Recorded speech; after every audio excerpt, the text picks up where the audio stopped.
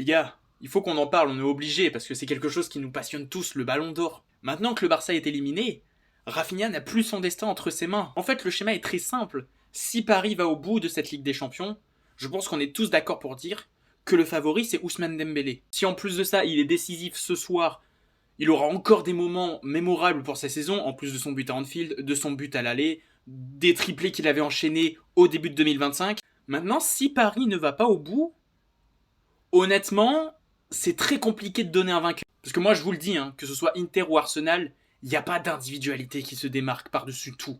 Ne me parlez pas de Lautaro Martinez, de Declan Rice, etc. C'est des joueurs qui ont fait des immenses saisons, mais de là remporter le Ballon d'Or, je trouve que c'est un peu too much. Mais pour moi, je vous le dis très clairement, si c'est Arsenal ou l'Inter qui remporte la Ligue des Champions, le favori, c'est de nouveau Rafinha. Parce que si on prend en compte le critère des performances individuelles, c'est pour moi le joueur qui a été le plus régulier du début jusqu'à la fin de saison. La preuve, même hier, alors que le Barça est éliminé, on pensait qu'il allait délivrer le Barça.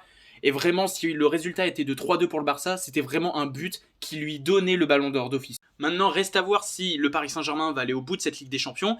Et faut pas oublier la Coupe du Monde des clubs aussi. Je pense qu'elle va compter. J'espère que ce sera pas trop exagéré non plus, parce que je vous jure qu'ils sont capables, si l'Inter Miami gagne la Coupe du Monde, de donner le Ballon d'Or à Lionel Messi. Bref, en tout cas, je sais pas si on a déjà eu une course au Ballon d'Or aussi serrée que cette année.